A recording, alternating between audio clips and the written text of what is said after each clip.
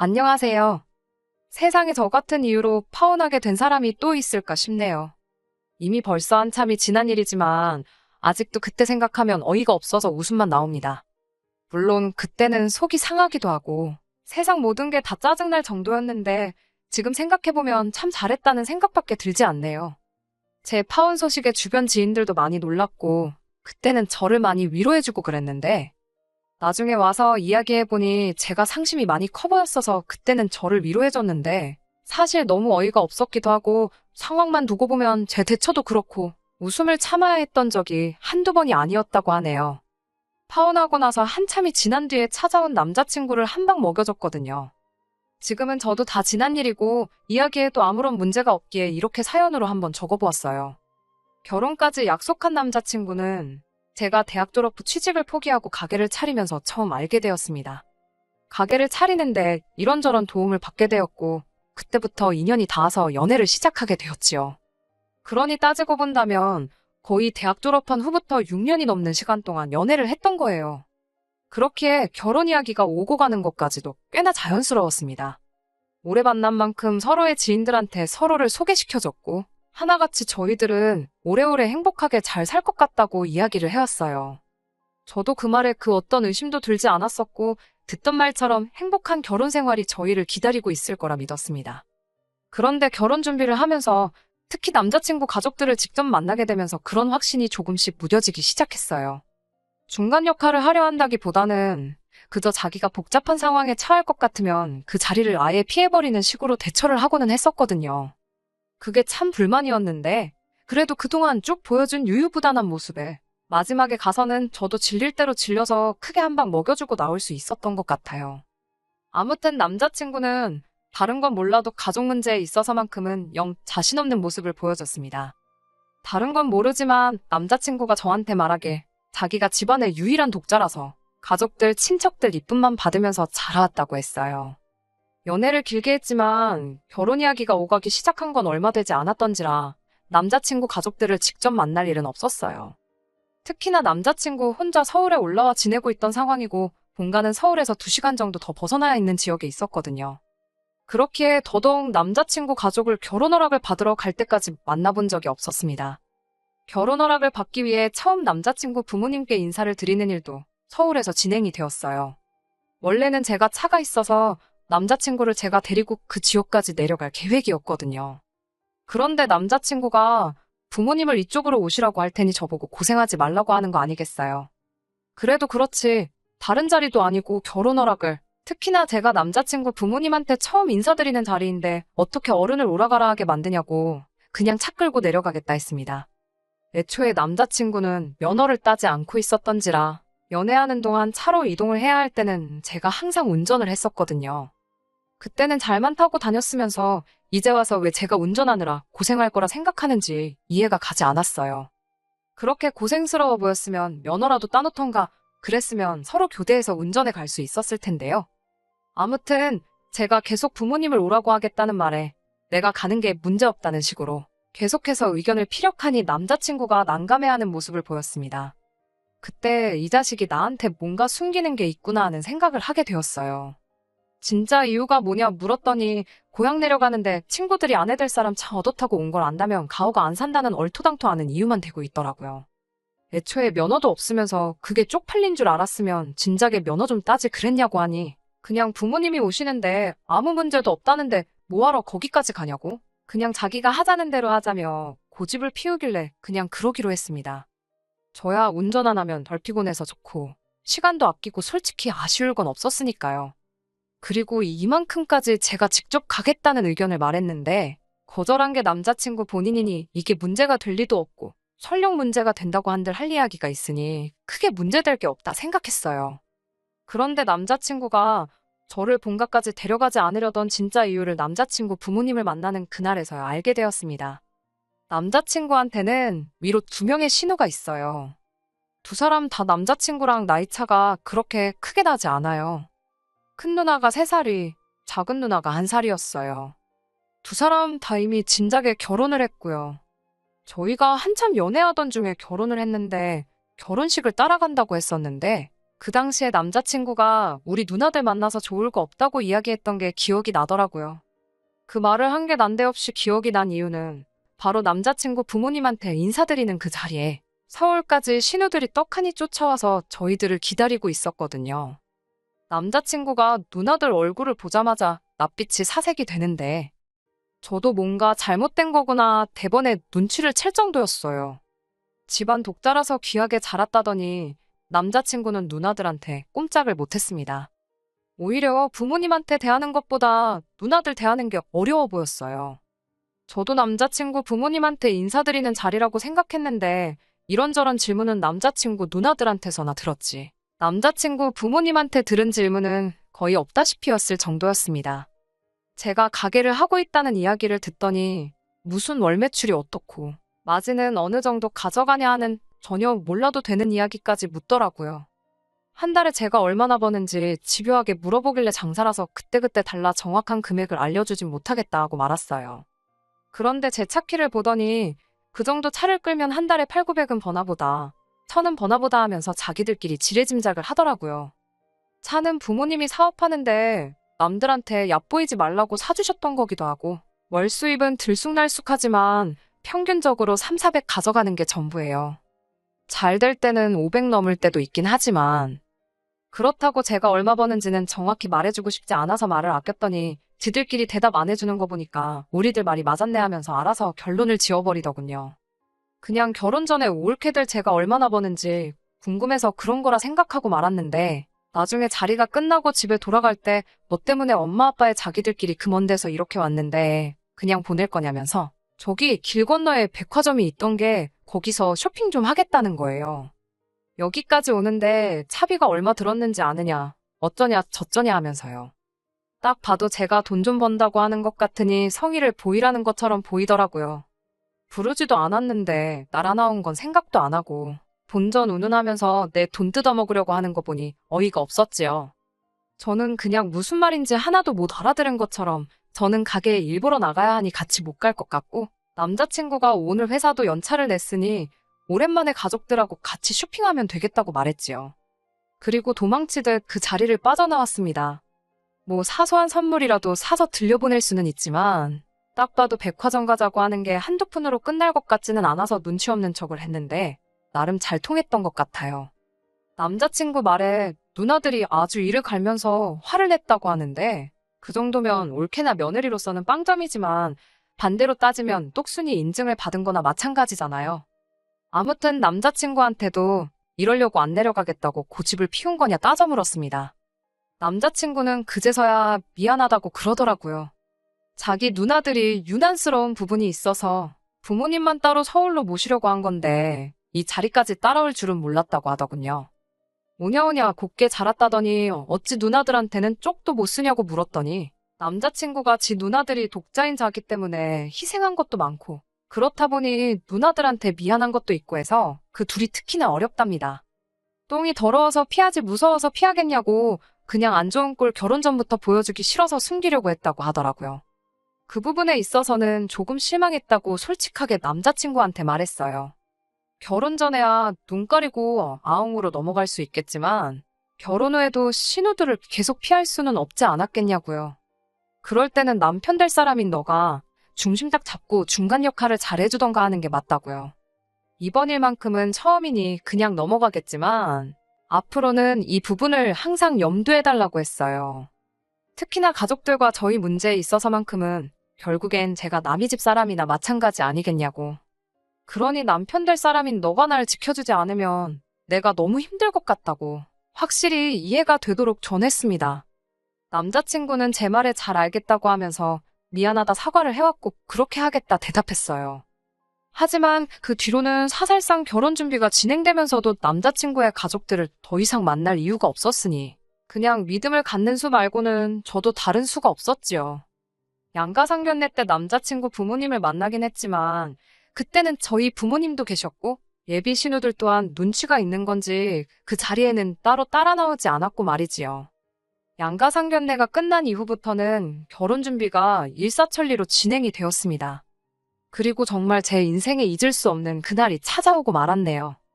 결혼 준비가 한창이던 차에 남자친구가 난데없이 자기랑 같이 본가에 좀 다녀와 보자고 하는 거예요. 부모님께 첫 인사드린다고 내려가겠다 할 때만 해도 억지 부리면서 못 내려가게 하고 기어이 부모님을 서울까지 오시라 했으면서 본가에 내려가자고 드니 저게 뭔 속셈인가 어이가 없었지요. 그땐 그래놓고 왜 이제서야 본가에 내려가자고 물으니 남자친구가 하는 말이 집에 제사가 있는데 그날 친척분들이 다 모이시니 인사를 드리러 가면 어떻겠냐 묻더라고요. 양가상견례가 끝났고 결혼식 날짜까지 다 잡힌 상황이긴 했지만 딱히 남자친구 친척분들한테 인사를 드리기 위해 제가 거기까지 가야 할 이유가 있나 싶었습니다. 그리고 저 때문에 모인다면 고려라도 해볼 수 있었겠지만 애초에 모이는 이유가 집안 제사 때문이라잖아요. 세상에 어느 누가 미쳤다고 결혼하고 나서도 가기 싫은 제사를 결혼 전에 벌써부터 참석하고 싶어 하겠냐 했어요. 인사드리는 것도 결혼식 때 다 오실 분들 아니냐. 인사는 그때 드리면 되는 거고. 그게 아니면 결혼식 이후에도 날이 있을 텐데 그때 가서 하겠다고 했어요. 제사 때문에 다녀와야 하면 혼자 다녀오라고요. 그랬더니 남자친구가 그제서야 또 우물쭈물 진실을 말해주더라고요. 사실 진짜 이유는 할아버지가 손주며느리 될 사람을 한번 보고 싶다고 했다는 거예요. 친척들 인사는 겸사겸사 저한테 둘러댄 이유였고요. 할아버지가 집안의 가장 어른이시기 때문에 집에서 목소리가 엄청 크시다네요. 거기에 이제 연세도 있으시다 보니 유산 상속 문제도 있고 해서 특히나 아버지들이 할아버지 눈밖에 들지 않으려고 안간힘이라대요. 자기가 독자다 보니 혜택은 제일 많을 텐데 할아버지가 아들 중에서는 자기 아버지를 제일 눈에 차지 않아 하신다고 하더라고요. 일처리도 대충 하고 마무리가 안 좋은 사람이라 못 믿었다고 독자인 자기가 아니었다면 진작에 할아버지한테는 한 푼도 못 받아가실 뻔했다고 하면서요. 그러니 이참에 가서 할아버지한테 점수도 따고 하면 아버지도 기가 살지 않겠냐면서 말입니다. 그래서 남자친구한테 미리 단단히 말해뒀어요. 전번 누나들하고 있을 때처럼 중간 역할 잘못하고 내가 당하는 꼴 지켜보고만 있으면 저도 가만히 있지는 않겠다고요. 그렇게 남자친구가 이번만큼은 저를 실망시키지 않겠다는 약속을 받아내고 남자친구 본가에 내려가게 되었습니다. 충분히 예상했던 바이지만 남자친구 누나들도 이미 벌써부터 도착해서 눈에 불을 켜고 저를 어떻게든 부려먹을 계획을 하고 있더라고요.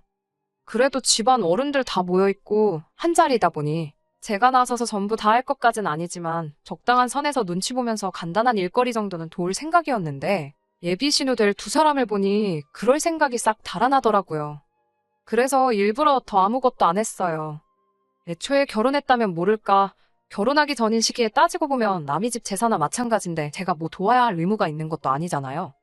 그래서 일부러 더 얄미우라고 정말 아무것도 안 했습니다. 제사도 딱 잘라서 참석 안 했어요. 애초에 저희 집은 종교가 달라서 제사도 안 지내거든요. 그런데 그게 남자친구 할아버지의 심기를 건드렸나 봐요. 처음에는 독자인 손주며느리라고 너터르숨까지 지으며 좋아하셨는데 제사 끝나고 식사가 시작되니 헛기침만 계속 하시면서 불편한 기색을 숨기지 않으셨어요. 곧 며느리 될 사람이 제사에는 왜 참석 안 했냐 물으시길래 아직 진짜 며느리도 아닌데 조상님들도 생판 처음 보는 모르는 집 딸한테 절 받기 싫으셨을 것 아니냐고. 결혼 후에 정식으로 제가 며느리가 되면 그때부터 조상님께 인사드리고 제사도 참석하겠다고 이야기했어요. 저희 집은 제사를 안 지내느냐고 묻길래 그냥 명절 때도 친척들끼리 모여서 간단하게 기도만 드리고 가족들끼리 즐겁게 시간을 보내는 정도다 대답을 했습니다. 그러니 할아버님이 제 성씨를 두고 어디 성씨냐 물으시더군요. 제사를 안 지내는 걸로 봐서는 근본 없는 집안일 수도 있겠다며 양반 집안에 천한 걸 드릴 수 없으니 미리 알아봐야겠다고 농담하듯이 너털웃음을 지으며 묻는데 신우들이 누구한테 그 성격들을 물려받았는지 딱 알겠더라고요. 그래서 어디 성씨 무슨 파 몇 대손 학렬이라고 말씀드렸더니 할아버님이 그날 통틀어서 가장 큰 역정을 내기 시작하면서 저보고 냉큼 이 집에서 꺼지라고 소리를 치시더군요. 제사 문제로 제가 말대꾸했을 때보다 더 역정을 내는데 묻는 말에 대답한 것밖에 없었는데 왜 저러시나 싶었어요. 그런데 난데없이 몇백 년도 더 지난 조선시대 이야기를 꺼내면서 원래 남자친구 집안이 그때 무슨 높은 벼슬까지 했던 집안이었는데 저희 조상님 중 한 분의 관계로 귀양살이를 하게 되었고 그 뒤로 집안이 높은 벼슬길에 오르지 못했다고 하면서 집안의 원수나 마찬가지라고 하더라고요. 그래서 그 이후로 당신 살아생전에 그 집 구석 사람을 며느리로 들릴 일은 없을 거라고 대노를 하시는 거예요. 불똥은 남자친구 아버지한테까지 튀어서 너는 집안의 제사를 이어갈 놈이 그런 중요한 것도 확인 안 하고 결혼을 허락한 거냐며 노발대발 하시더라고요. 그 자리에서 제가 뭐 500년도 더 지난 조선시대의 일을 가지고 선조일로 죄송하다고 해야 하나 싶었어요. 애초에 그 와중에 내 편이 돼서 중간 역할 잘해준다던 남자친구는 얼굴이 사색이 돼서 바들바들 떨고만 있지. 할아버지한테 대들고 이 결혼을 계속 진행시키려는 의지는 하나도 보이지 않더라고요. 저도 듣다 열받아서 그냥 자리 박차고 일어나서 나왔어요. 다른 건 몰라도 500년 전에 우리 선조들이 일 처리 하나는 참 잘한 것 같다고. 귀향이 아니라 아주 옥살이를 시켰어야 했는데 그게 참 아쉽게 됐다고 한마디 했지요.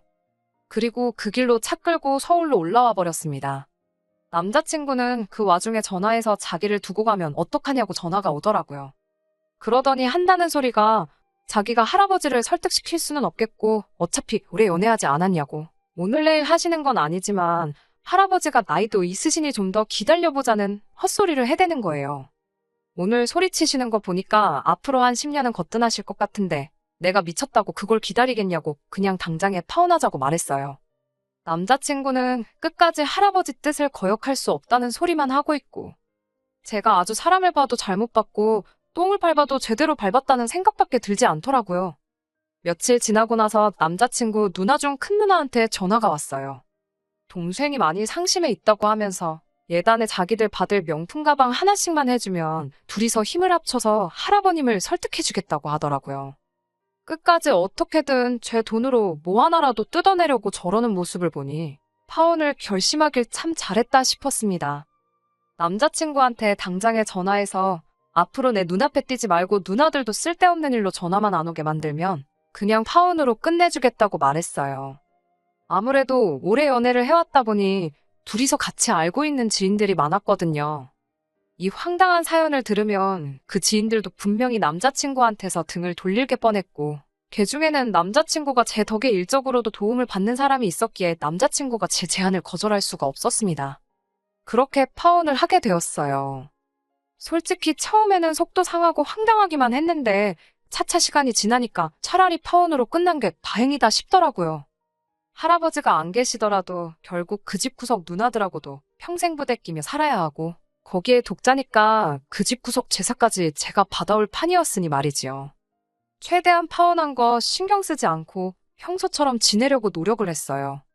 좋은 결정이라 생각하니 이겨내는데도 그렇게 긴 시간이 걸리지 않았습니다. 그리고 나서 3개월 정도가 지난 시점에 남자친구가 제 가게까지 찾아왔더라고요.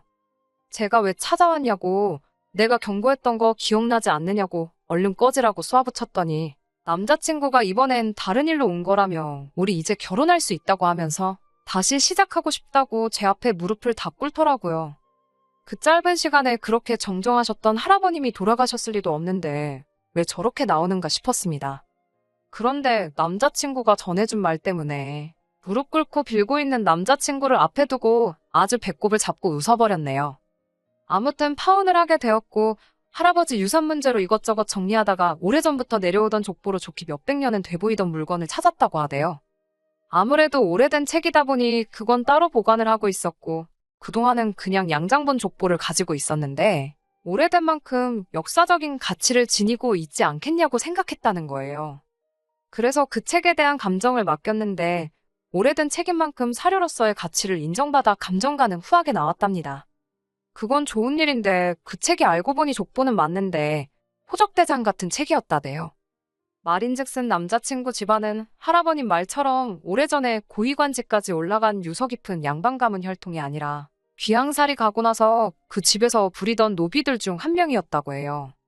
어찌어찌 부를 형성해서 재력으로 평민 신분을 살 수 있었고 그때 자연스럽게 일하던 집안의 성씨를 물려받게 된 것 같다고 하더라대요. 그러니 말인즉슨 그 500년을 넘게 내려온 집안 싸움도 사실 전혀 상관없는 거나 마찬가지고 할아버지는 그 충격으로 알아 누우셨다고 하는 겁니다. 그리고 집안 문제가 더 이상 문제가 되지 않으니 이제 저랑 다시 결혼을 할 수 있게 되었다고 이 기쁜 소식을 전하러 몸소재 가게까지 행차를 했던 거예요. 그런데 이걸 어쩌나. 저는 이미 결혼 생각은커녕 파혼을 결정한 게 정말 잘한 일이라고 생각하고 있었고 진짜 아무런 문제가 없다 하더라도 남자친구와는 다시 시작할 생각이 전혀 없었거든요. 그래서 한마디 했어요. 어디 근본도 없는 천한 놈이 나랑 결혼할 생각을 하냐고요. 우리 집이 제사만 안 지낼 뿐이지 니네 할아버지 말 맞다나 조선시대 때부터 벼슬하던 근본 있는 집안이지 않느냐고. 어디 감히 나랑 결혼할 생각을 하냐고 했지요. 30초 줄게 내 눈앞에서 사라지지 않으면 포졸들을 불러서 곤장형을 내리겠다고. 어디 미천한 놈이 양반 앞에서 똑바로 말을 붙이냐고 으름장을 놓으며 아주 배꼽을 잡고 웃었네요. 아직도 그때 그 분해하던 남자친구 표정을 잊을 수가 없어요. 그날 남자친구 할아버지 앞에서 큰 소리치고 자리 박차고 나왔을 때보다 속이 훨씬 더 후련했네요. 남자친구 딴에는 집안끼리의 문제로 비극적인 이별을 하게 된 거라 생각했나 봐요. 제가 파혼을 결정한 건 남자친구 가족들과의 문제도 컸지만 가장 결정적인 이유는 결단력 없고 중요할 때 제 편 한번 들어주지 못하는 못 믿어온 모습 때문이 가장 컸거든요. 여태까지 이 파혼의 이유가 자기한테 문제가 있는 게 아니라고 생각했던 남자친구한테 제대로 참교육을 해줬습니다. 6년을 넘은 인연의 종지부를 찍긴 했지만 말씀드렸던 것처럼 저는 이 파혼이 제 인생에서 가장 잘 내린 결정 중에 하나라고 생각해요. 아무리 집에 돈이 많으면 뭐 하나요? 저희 집도 부족함이 없고 저도 제 사업하면서 잘 먹고 잘 살고 있는데 말이에요. 아마 남자친구는 할아버지 유산을 혼자 다 물려받아도 지 누나들한테 다 빼앗겼을 거예요. 평생 남의 편으로 살 남편을 믿고 사는 것보다 평생을 혼자 살더라도 제 자신을 지킬 수 있는 결정을 내렸으니 후회는 없습니다. 끝까지 들어주셔서 감사합니다. 오늘의 사연은 여기까지입니다. 구독과 좋아요, 알람 설정 부탁드리고 더 좋은 사연으로 다시 찾아뵙겠습니다. 감사합니다.